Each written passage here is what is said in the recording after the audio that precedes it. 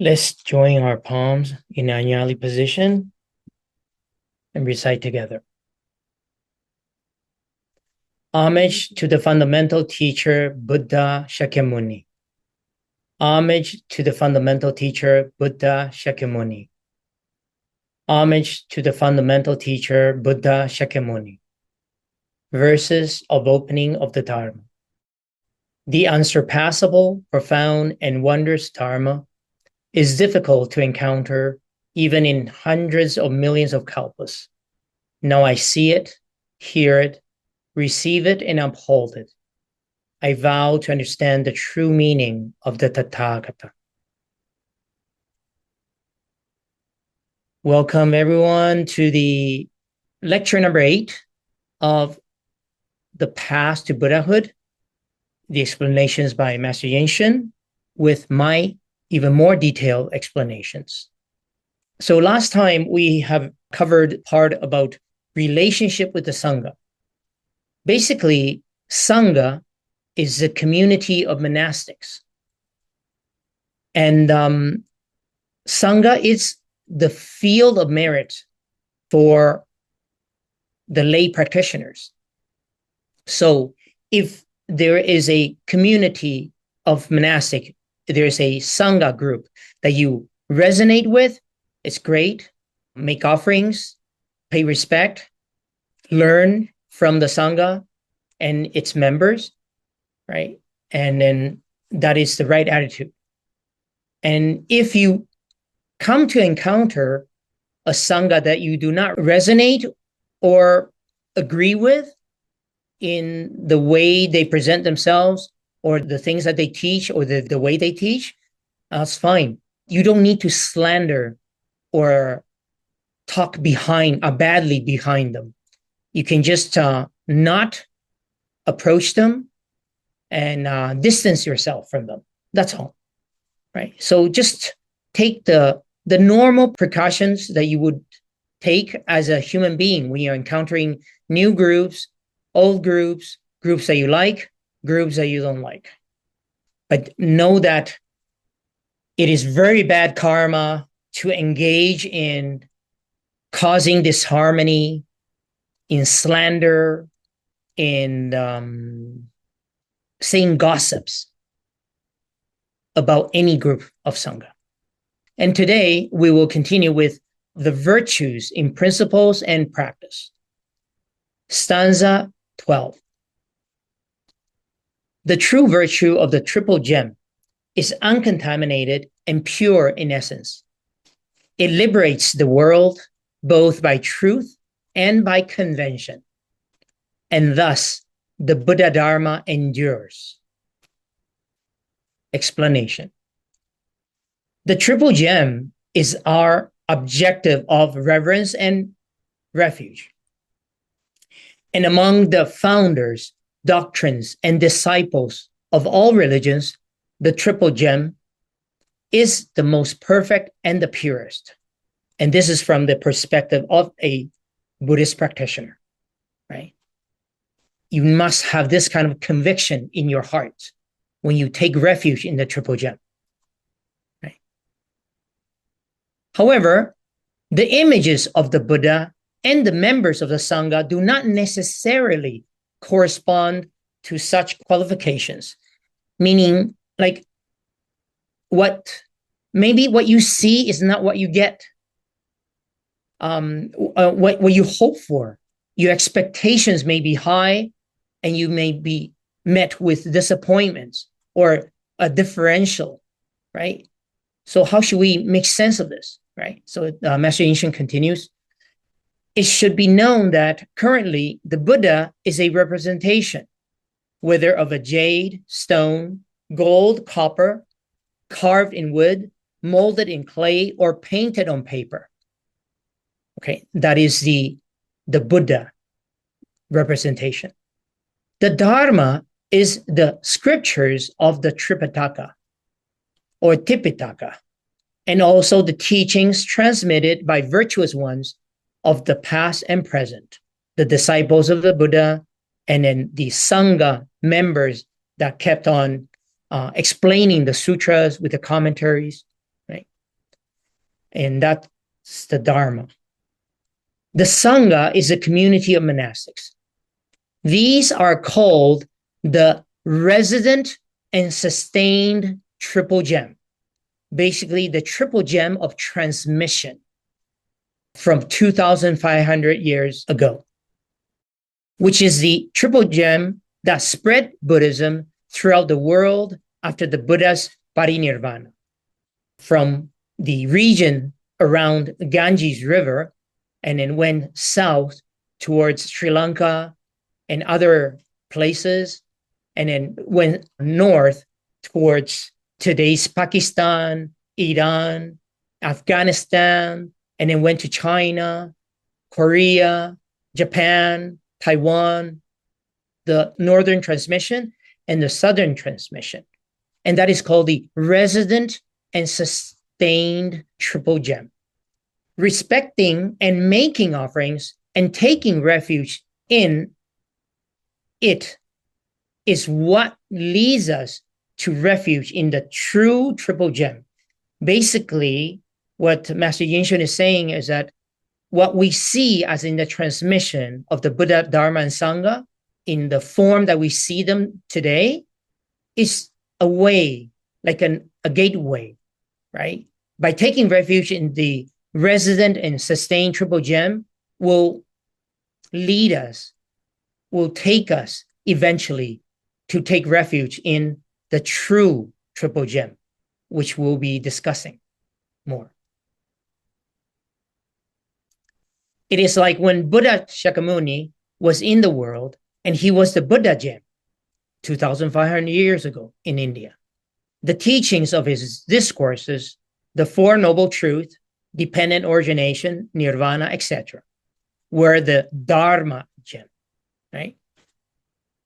The monastics and ordinary and noble groups who followed the Buddha were the Sangha gem, right?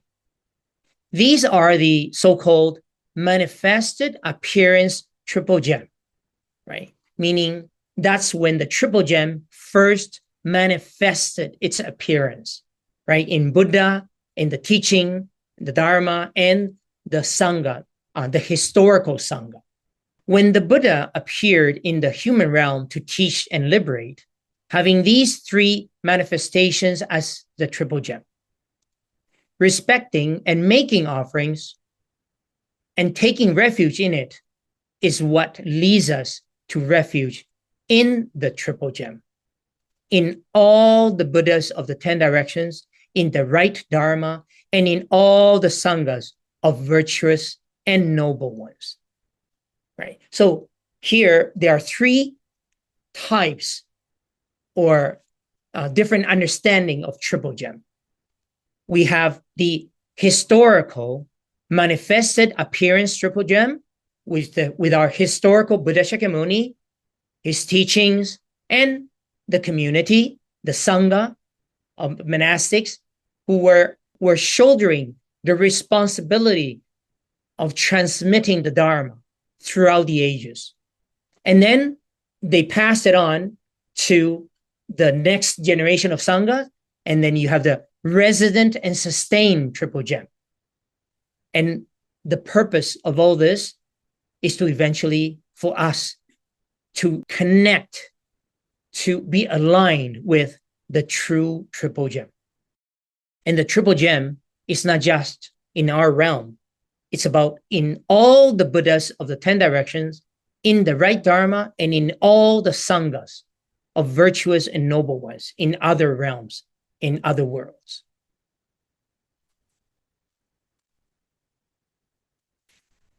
Both the manifested appearance triple gem and the resident and sustained triple gem are concrete evidence of Buddhism in the world. As far as time and space is concerned, Buddhism arose, came to be, emerged in this world due to the ripe causes and conditions, right? And then by taking them as objects of refuge, one deepens to another level. Discussing the true object of refuge. This is the true virtue of the triple gem, which since ancient times has received various classifications. Now I will briefly speak about two of them, two classifications of the true virtue of the triple gem.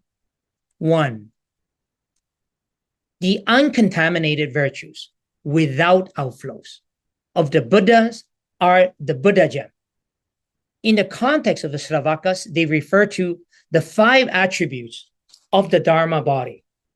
So the 5 attributes of the Dharma body are the 5 virtues, or known as the 5 virtues that the Buddhas and all the Arhats, fully liberated ones, they have, they possess. And they are the precept body, concentration body, wisdom body, liberation body, and the knowledge of liberation body.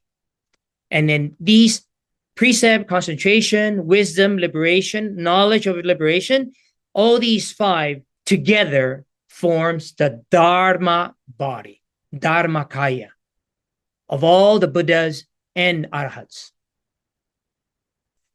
And the 5 attributes, they're in chapter 4, it will be covered in detail. I just want to give you the list of what are the 5, right? Again, precept, concentration, wisdom, and then you have liberation and knowledge of liberation. And then continuing here, Master Yinshun, and in the context of the Mahayana, they refer to all the uncontaminated virtues encompassed by the supreme Bodhi, the 4 wisdoms. And what are the four wisdoms? Number 1 is the wisdom of the path. Number 2 is wisdom of Bodhisattva. Number 3 is knowledge of Sravaka and Pratyeka Buddha. And number 4 is knowledge of the Buddha. The 4 wisdoms. And then I'll just quickly name the Chinese so that you have something to for reference. In the 5分法身, the 5 attributes of the Dharma body, it will be 戒身, 定身, 慧身, 解脱身, 解脱知见身. And in the 4 wisdoms, 四智, according to 大智度论, would be 道慧, 道种慧, 一切智, 一切种智. Just as for your reference, that's all. So basically, it's the uncontaminated virtues of the Buddhas are the Buddha gem, and then the so-called Dharma gem is the 5 attributes of the Dharma body, right? And the 4 wisdoms, and then the right Dharma or Nirvana is the Dharma gem, right? And then continuing still to the Sangha part, the uncontaminated virtue of those still learning and those who have completely learned. Okay, so still learning means 有学. Who have completely learned means 无学. There's nothing more to learn. They have completely. So what are those who are still learning? They are the noble ones, but it's first fruition, second and third, 1, 2, 3, right? And then who have completely learned, it's the 4th, Arhats. It's referring to them. They are the Sangha gem, right? So we're talking about the Sangha in its highest, purest form. And in the context of the Sravaka vehicle, they refer to the uncontaminated virtues of the 4 pairs or 8 levels of the liberated. And in 4 pairs or 8 levels is referring to the first fruition, second, third, fourth. And then why is this called 8 levels? It's before first, before second, before third, before fourth. You add them all together, there are 8 levels of the liberated. Right? And in the context of the great vehicle, Mahayana, they refer to the uncontaminated virtues of the Bodhisattvas, which encompasses those of Sravakas and Pratyeka Buddhas. So it's talking about the attained, the ones who have attained. So this is the Sangha gem. I think in the explanation, Master Yinshun kind of listed and named and labeled Buddha, Dharma, and there's no Sangha. So this last part should be labeled Sangha gem. So going to the second explanation of the true triple gem is in the Mahayana tradition says that the purest Dharma realm that manifests complete perfection, which encompasses essence, characteristics, actions, and applications or functions, is the Buddha gem, which is revealed definitely and perfectly.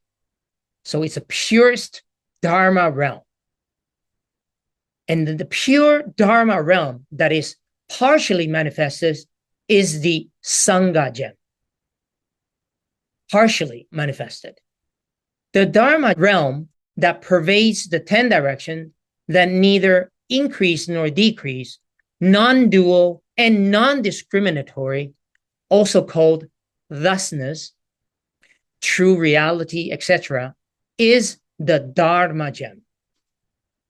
The commonly mentioned expression, triple gem in one essence, triple gem in the essence of principles, permanent triple gem, all are different explanations of this same meaning, the meaning of triple gem in one essence. Okay, so all these terminologies named will be relevant to you and then will be further explained in chapter 5, right? And some part in chapter 4.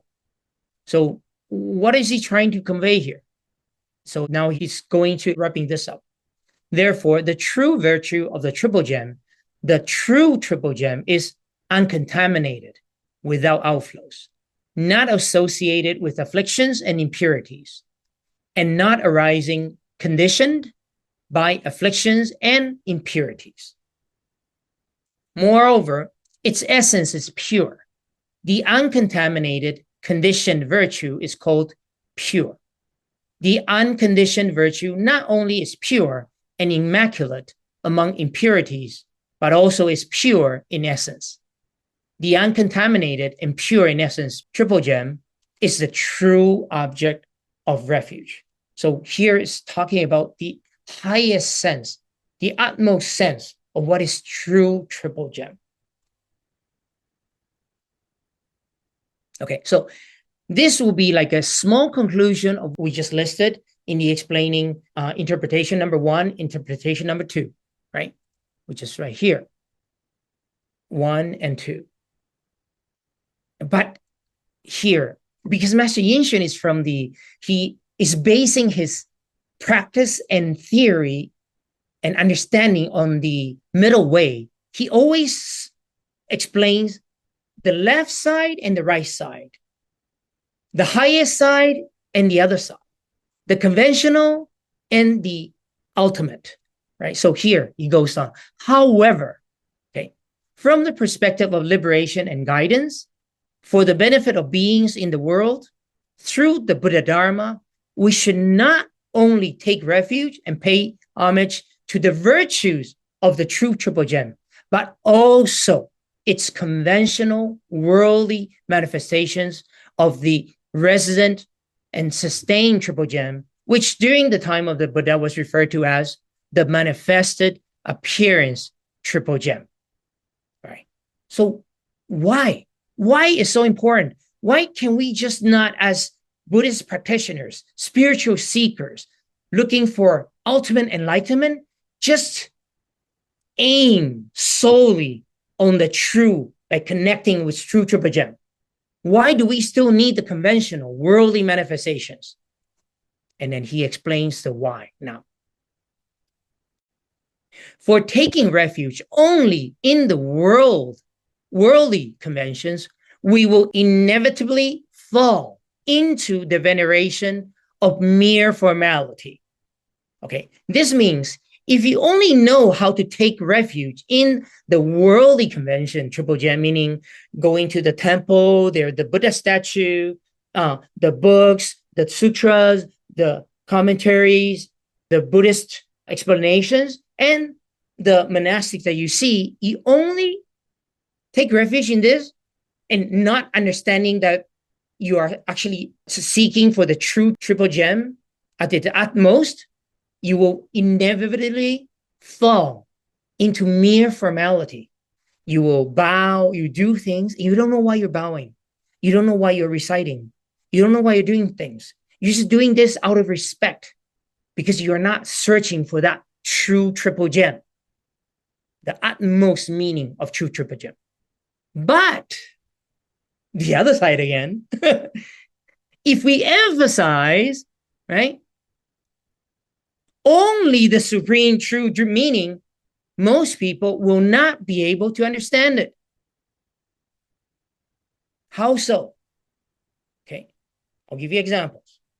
I know people who, not understanding that Buddhism is not a religion of blind faith, and maybe because of they have very good connections in the past, their karmic connection in the past with the triple gem, and then they come across the triple gem that they see in the temples, and they go, wow, I like this. And then someone says, who wants to take refuge? Oh, me. Thinking like it's just a blessing, and it just it's kind of like getting some kind of good stuff, like rubbing on your head, something like that, right? And they just take refuge, and they think, oh, I got it. And then they go, oh, Buddha, give me this, give me that, and I know they just believe, and then they don't question, they don't reflect, they don't delve into the meaning, the profound meaning of the Dharma, and then put into practice in everyday life. That's when they blindly just follow the conventional.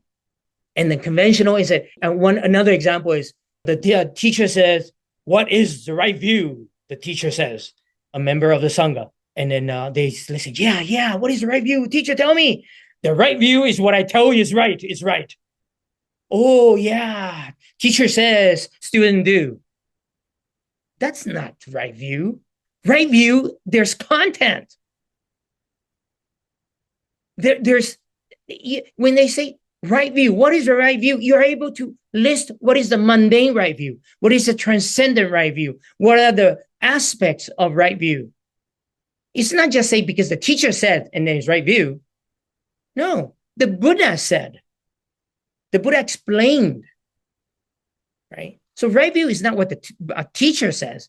Right view is what the Buddha in this Dharma said, and that we put into practice and make it true, relevant to our lives, right? Okay, so that's one type, the so-called the blind faith type. And then the other type is like the so-called self-proclaimed wise people, wise guys, okay? So what are these people? A lot of people are just closet Buddhists, but they are agnostics. And they go, yeah, I don't need to go to a temple. I don't need to bow to a Buddha statue. I don't need to bow to a member of the Sangha. I just need to read the Buddhist teachings. I just read the Dharma. I'll practice on my own, right? Because that's closer to the Buddha, in my opinion, they say. They will never have a teacher. They don't have people explain what is right, what is wrong. They don't even have anybody who can correct their wrong behavior or wrong views. So if you just want to take refuge in the supreme meaning of Triple Gem, meaning the true Triple Gem, without any relationship or even just a honest attempt. And I use honest and sincere attempt because it is true. I mean, in South America, it's so hard to find a very good group to be with. Many groups are very commercialized. It's all about more membership, how much to pay for membership, this course, how much, that course, how much. That's not the way we understand it in the Sangha of spreading the Dharma. But that's what it is. That's what you got. So if you put in an honest and sincere effort, you don't find it, it's fine. But you still have that humility of trying to recognize that conventionally exists the resident and sustained Triple Gem, right? You are not foregoing, you are not ignoring that there may be that possibility out there. And thereby you remained humble to meeting teachers, learning the Dharma, learning from the community of the Sangha. Therefore, we should take refuge in the worldly manifestations of the resident and sustained triple gem, and from this, advance to the triple gem. So this is the sequence, the way you practice. You take refuge in through the resident and sustained triple gem, and through your own practice and understanding of the Dharma, you advance every step closer to the true triple gem. But you cannot just triple jump. It doesn't work that way. This is a reason why Buddhism emphasizes teaching through manifestations, right? Symbols, signs in this world, they're important. People, words, written, spoken, those are important, right? When it's aligned with the right Dharma. The resident and sustained triple gem is the apparent manifestation through which the virtues of the triple gem can be revealed. Because true triple gem exists in the universe before, now, and forever. True triple gem is the triple gem, the universal triple gem, the ultimate enlightenment and the teaching and all the people in that following. It's always be. It is to be revealed, right? Only thus can we advance from the superficial to the profound, without obstruction between theory and practice. In this way, the Buddha Dharma can endure in this world as a field of merits, liberating and protecting all beings, right? So having the field of merits, the Sangha, alive, the transmission being alive, we can actually make offerings. We can approach and learn and find teachers that will allow us to cultivate field of merits. And having merits will allow us to lifetime after lifetime always reconnect with the triple gem, whether it's manifested or whether it's the true triple gem in its ultimate sense. And this will liberate and protect all beings. That's why the Buddha Shakyamuni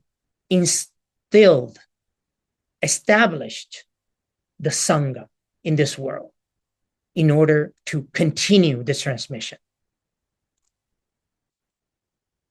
So that will be the virtues, like in principle and theory, in the utmost sense of what is the true triple gem, right? So as always, we need to navigate our practice in the middle way.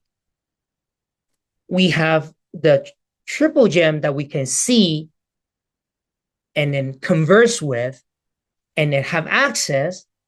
And then through this, it's a means to the goal, to ultimate objective of connecting in our mind and body with the true triple gem. And then by this time, somebody who has been through this and not gotten bored and then become convinced of the true meaning of triple gem would be asking for, can I take refuge? So here, Master Yinshun goes into the ritual for the taking of refuge, what it entails, what it's about, what we have to do. And the so-called, of course, different traditions have their differences, diversity in ritual, but here we will use the so-called the basic outline of what is done in the ritual for the taking of refuge. And we, the Temple of Zhongguan in Brazil and Bodhiana Monastery in Argentina, we use the same template. So the stanza 13 reads like this. Make your own vow for life to take refuge in the Buddha, the Dharma, and the Sangha. Make offerings with deep devotion, being aware of all the extraordinary benefits. Explanation. The triple gem of the Buddha, Dharma, and Sangha is uncontaminated and perfectly virtuous. Therefore, it is a true object of refuge. To take refuge, one must first sincerely repent. Okay, that's step number one in the ritual. You repent. Why repent? Because the body, this conditioned body of the five aggregates, it's a Dharma vesicle, right? It's a receptacle. It's the receptacle that can receive the Dharma. So Dharma vessel, right? So we need to repent in order to cleanse this vessel. Repent what? People say, I don't know what to repent. Oh, yes. Trust me. If you are mindful, you know how many thoughts you have, thoughts that are not so good, perhaps not all that evil, but it's not so good either.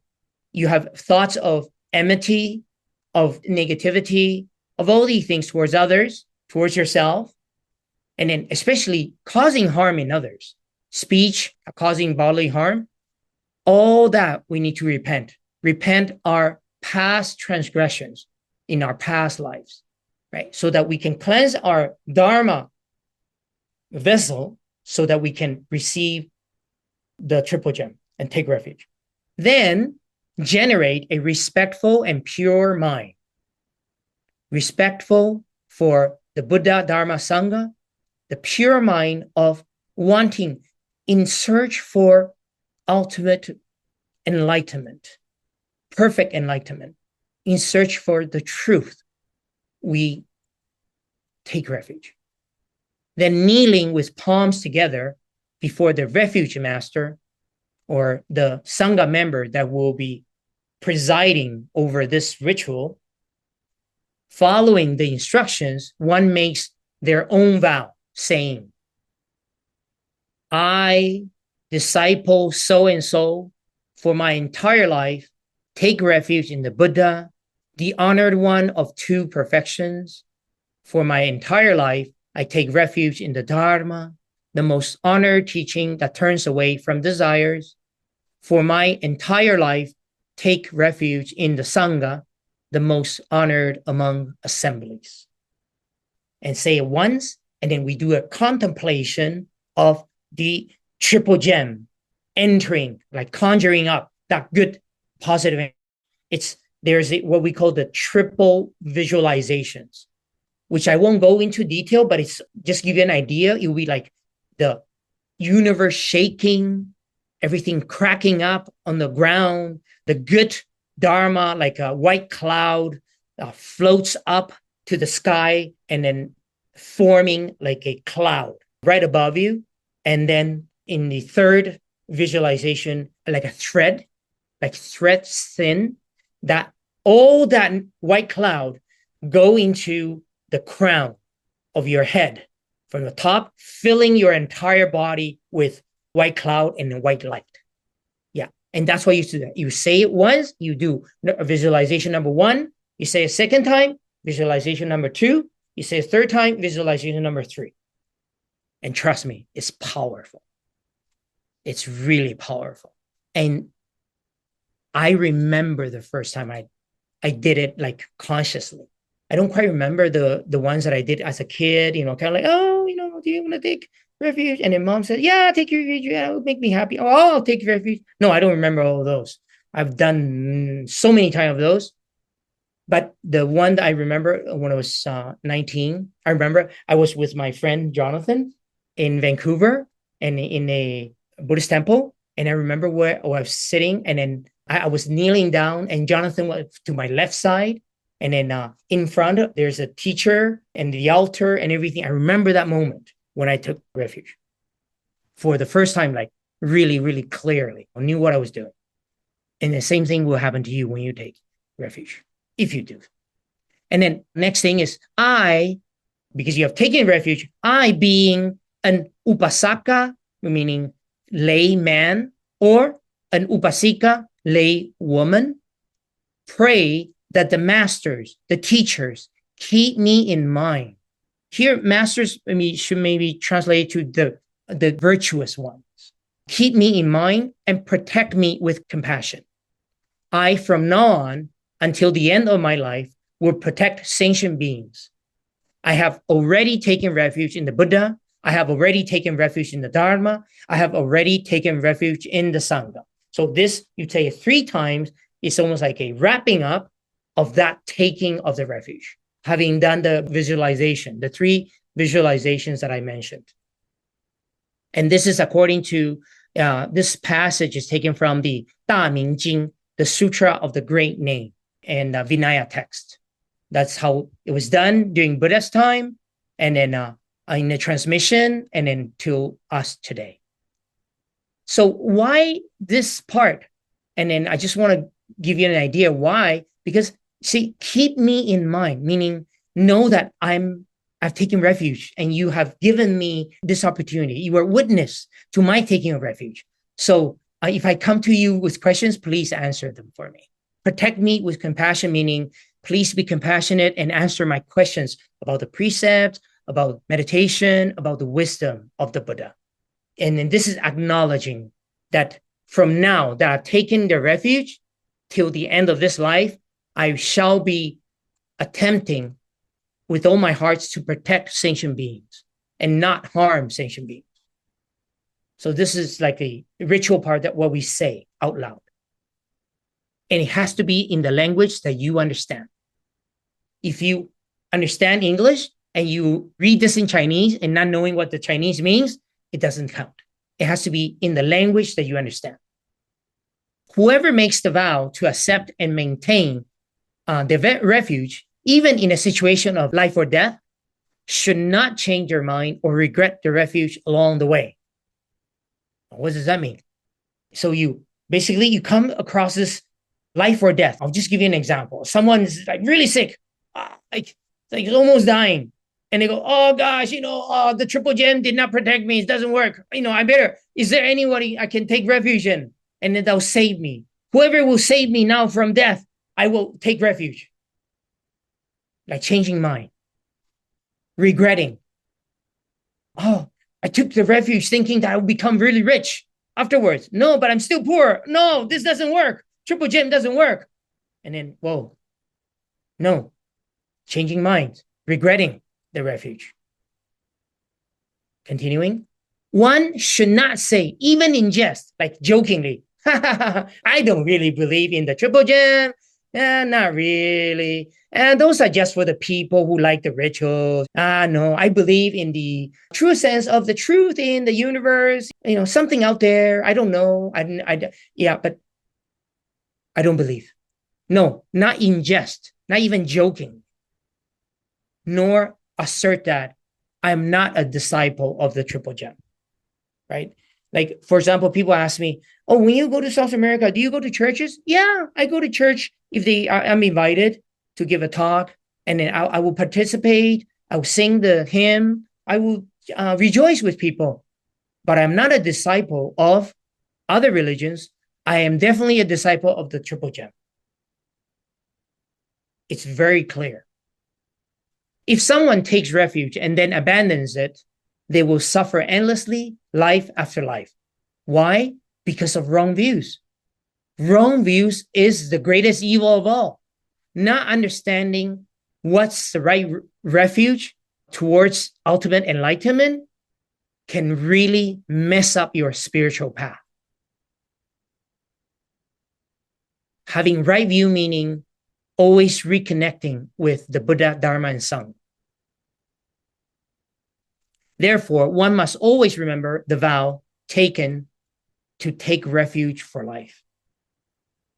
Okay, so is it possible that everyone that has taken refuge already understand the meaning of refuge like this after 8 lectures, right? Exactly? No, not even I was. I don't know how many refuges I've taken in the triple gem, right? But every time I participate, I witness, I read, I learn, I understand better. And then from time to time, I would witness other people, and then I, as a monk, will preside as a witness in other people's taking refuge, and I rehearse again that taking of refuge. And every day I'm taking refuge in the Triple Gem, reminding myself, this is my ultimate refuge. That's it. From here till I reach perfect enlightenment, Buddhahood. When taking refuge in the Triple Gem, one should practice the act of making offerings with deep devotion. Regarding images of Buddha or stupas, pagodas, sutras, and members of the Sangha, even if they are not very majestic, like visually pleasing, it doesn't matter if it's an image, a sutra, member of the Sangha, even if they're not visually, or you don't click right away, not very majestic, right? And then here it gives an example. If the image of a Buddha is not well crafted, it's kind of like not to your taste, or not very pure in the sense of the practice, not being very pure. One must not, here it means must not show disdain, look down upon Buddha, Dharma, and Sangha that they see, but should demonstrate a reverent mind without exception. Meaning you see through that imperfect image, but you see what is behind, what is the true Triple Gem that you are interested in. But at least do not slander or talk down, look down. And here it gives examples of what is offering to the Buddha. Includes actions such as prostration, your body going down, whether it's the Chinese way of prostration, the Theravada way of prostration, or the Tibetan way of prostration, or the Sri Lankan way of just bending down and then just touching the foot of the teacher, whatever. Different kinds of prostrations. Praises, circumambulation in a clockwise direction. When we do circumambulation, even in meditation, like walking meditation, we always go in a clockwise direction. And respectful offerings of incense, flowers, chants, lamps, banners, canopies, and other solemn adornments. So the offerings to the Buddha. Offerings to the Dharma include activities such as hand copying a sutra, printing or carving a sutra, the words of the Buddha, the Heart Sutra, whatever, or adorning Buddhist text. The Buddhist text, adorn it, cover it, keep it clean, and with the completed text, making offering of incense, flowers, etc. Offerings to the Sangha include clothing, food, bedding, medicine, and daily necessities. And like for me, I'm so grateful. My lunch, some people will bring me lunch, and then they actually have a sign-up sheet to bring me food so I don't starve to death in Vancouver, which should be considered purely by the Buddha Dharma, useful to the members of the Sangha. Right? I'm a vegetarian, so they bring me good vegetarian food. I may have allergies. They avoid the allergies, right? One should in no way offer something that is not in conformity with the Dharma. So what is not in conformity with the Dharma? Meaning something that can lead to the breaking of precepts. For example, oh, Sifu, this is great beer. This is great beer. You want to try this beer? Or, marijuana is legal here. Want to try that to relax a little bit? You're too tense. Things like that. Not in conformity with the Dharma, right? And then, or drinks that are too sweet or too salty, unhealthy, right? Things that you don't want to drink and you go, yeah, I will offer it to Sifu. No, you don't do that. right? Now, so it has to be in conformity with the Dharma, right? With your utmost respect, right? Whatever you would consume, you would share, yeah, with respect. Regarding offerings, there is nothing higher than following the teachings of the Tathagata, obeying the instructions of the Sangha, and truly practicing them. Yes, it's a very humble experience. I remember at age 14 meeting teachers, masters, bhikkhus, bhikshunis in different traditions, and then bowing to them, making prostrations, and then my mother will give me a red envelope to make offerings of to them, things like that. All those things will just keep building up that respect towards the true triple gem that I aspires to connect with, and that we should all do as Buddhist practitioners. And then here on Master Yinshun talk about the practice, right? So he says, the Buddhist disciple of our country, referring to China and Taiwan, practice longer morning and evening ceremonies, right? And he's saying that for lay disciples busy with their chores and activities or work, this is not very suitable. It's not very sensible, right? It would be better to follow the ancient Indian tradition of practicing in 6 periods. Like 3 times during the day, you recite, take refuge in the Buddha, I would take refuge in the Dharma, I take refuge in the Sangha, you recite the Heart Sutra, right? 3 times during the day and 3 times at night, with shorter duration, but more frequent session. Basically reminding yourself you are perfectly aligned with the Dharma and you have taken refuge in the Triple Gem. Yeah. So this is his suggestion for us. So the benefit of taking refuge. What are the benefits? When we take the 3 refuges or the refuge in the Triple Gem, we should be aware of all the extraordinary benefits, the merits of taking refuge in the Triple Gem, such as, number 1, effectively becoming a disciple of the Buddha, right? And all the Buddhas in the 10 directions, obtaining the foundation to receive the precepts. Having taken the refuge, then you will learn about the 5 precepts and you will abide and try to maintain the 5 precepts and all the precepts that come that are related to the 5, all the derivatives, all the variations of those 5 precepts. Number 3, reducing karmic obstacles. Yes, because when you take refuge in the Triple Gem, you are effectively reducing karmic obstacles because you are receiving the direct protection and blessing of the Triple Gem. Now, karmic obstacle, we are referring to big events that will end your life and then not allow you to continue your practice in this lifetime. You'll be reducing those obstacles. 4, being able to accumulate vast merits. Because you have taken refuge and you know how to show respect to the Buddha, Dharma, and Sangha that you see in this world, right? Then you are accumulating vast merits. 5, not falling into evil destinies. Meaning, with your eyes focused on reaching, connecting ultimately with the true Triple Gem, you will not allow yourself to fall back into the evil destinies of the destiny of hungry ghost, animal, and hell realm. 6, not being perturbed by humans and non-humans.